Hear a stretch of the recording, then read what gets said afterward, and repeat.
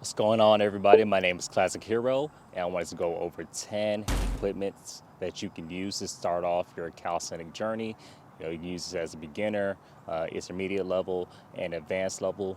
These equipments are going to be essential to help you progress in your calisthenic journey. So let's go ahead into that first equipment. So the first equipment we're going to talk about today is going to be the dip bars. Dip bars are great for working on dips. Of course, you're going to be working on your shoulders, chest, and triceps when you're working on these dips. But the best thing about these dip bars is that you can do other exercises and calisthenic skills with them. You do an exercise like the Australian rows, advanced tuck front lever pull-ups. You can also work on the L-sit, progressions to the L-sit, and front lever and progressions for the front lever as well. This is overall one of the most versatile equips that you can use. You can do advanced skills like the handstand, handstand push-up, L-sit to handstand. You can be pretty creative with this equipment here. So the next equipment we're going to be going over today are going to be push-up bars. Push-up bars are great for having increased range of motion for push-ups. Another thing you can do with push-up bars is practice handstands. You can practice handstands, handstand push-ups. You can practice the L-sit, especially if you have higher parallel bars or push-up bars. You can definitely do some advanced work with these push-up bars. But again, this is another versatile equipment that can do quite a bit.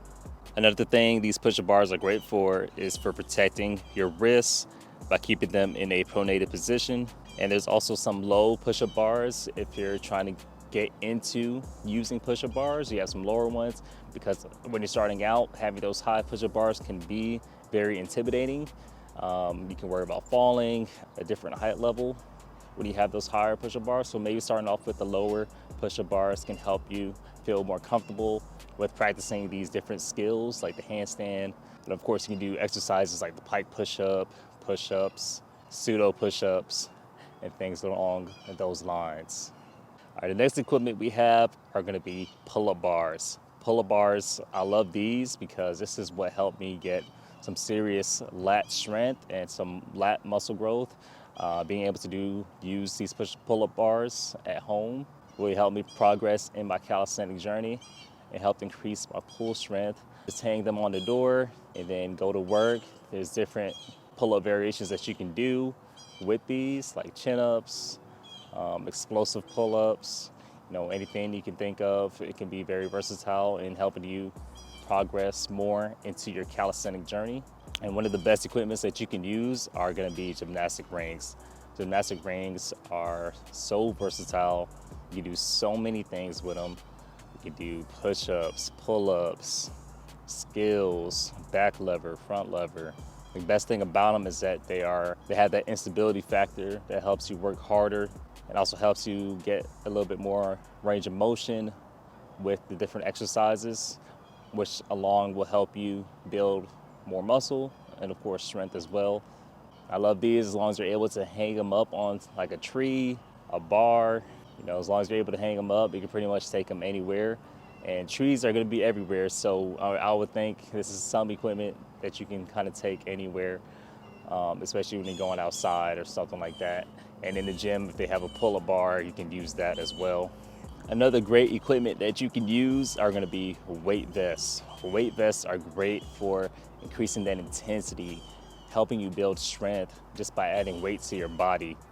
Weight vest was one of the first things that I started using equipment-wise to help me build strength, right, for my pulling strength, my pushing strength.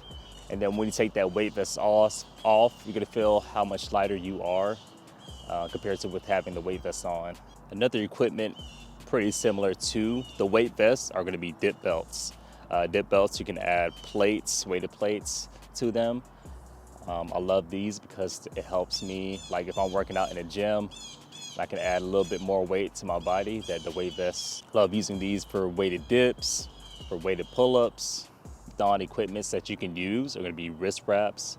Wrist wraps are great for protecting your wrists, helping you be able to put more pressure on your wrists and to help your wrists be a bit more stable.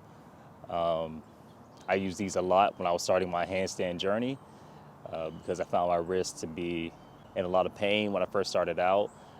So I started using those to kind of help me prevent an injury. And again, like I said before, giving me more stability in my wrist so that eventually I was able to build strength and still progress. And I didn't have to stop due to my wrist pain that I was experiencing. And another one is going to be chalk.